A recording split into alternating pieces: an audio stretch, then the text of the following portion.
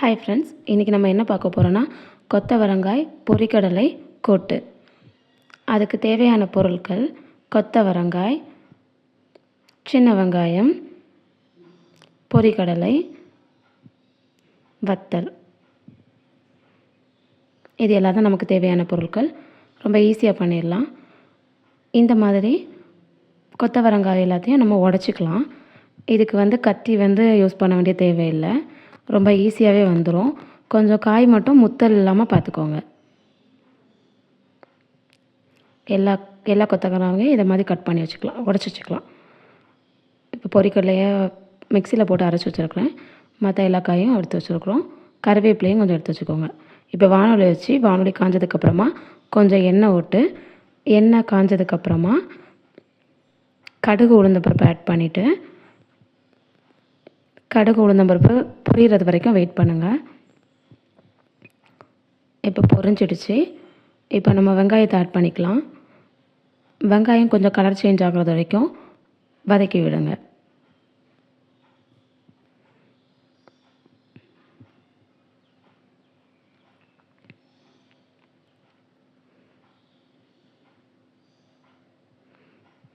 வெங்காயம் நல்லா வதங்கினா தான் அது டேஸ்ட்டாக இருக்கும். இப்போ வத்தல் போட்டுக்கலாம். வத்தலையும் கொஞ்சம் வதக்கி விட்டுக்கலாம்.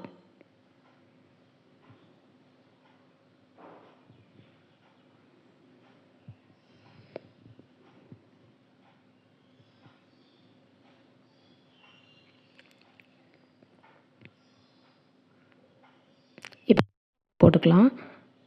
இதையும் கொஞ்சம் வதக்கி விட்டுக்கோங்க. இப்போ எல்லாமே நல்லா வெந்துடுச்சு.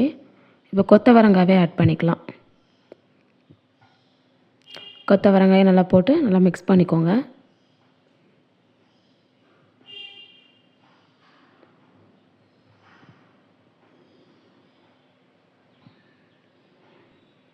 ரொம்ப ஈஸியான ரெசிபி, செஞ்சு பாருங்கள். எப்படி இருக்குன்னு கமெண்ட் பண்ணுங்கள். இப்போ எல்லா கொத்தவரங்காயும் போட்டாச்சு. நல்லா வதக்கிக்கோங்க. இதை நல்லா சுருண்டு வரணும்.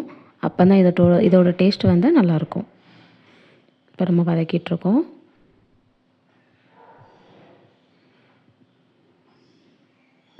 இப்போ தேவையான அளவு உப்பு நல்லா கலரி விடுங்க.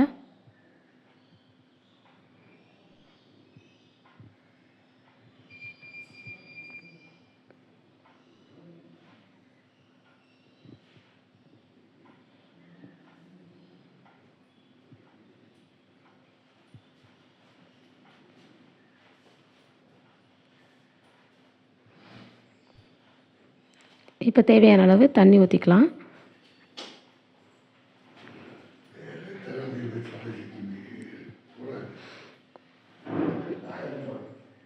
இப்போ நல்லா ஆட் பண்ணிவிட்டு மூடி போட்டு வேக வச்சுக்கலாம். அப்போ தான் சீக்கிரமாக வேகும்.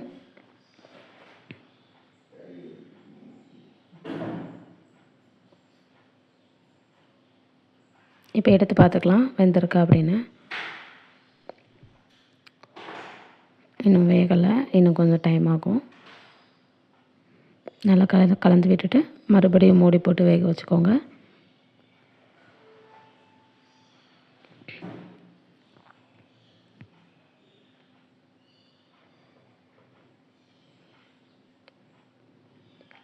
இப்போ திறந்து பார்த்துக்கலாம். இப்போ நல்லா வெந்துடுச்சு. நல்லா கலந்து விட்டுக்கோங்க. தண்ணி இருக்கக்கூடாது. தண்ணி இல்லாமல் பார்த்துக்கோங்க.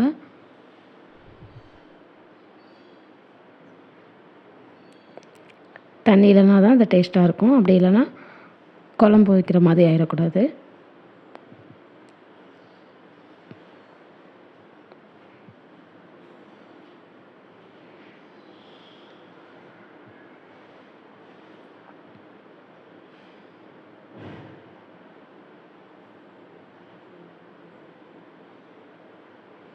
இப்போ நம்ம அரைச்சி வச்சுருக்கிற பொரிக்கடலையை போட்டுக்கலாம்.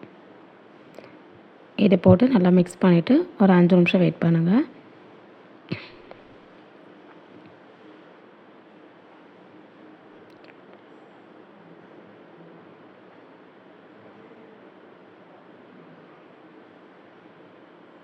இப்போ நல்லா மிக்ஸ் பண்ணிட்டோம்.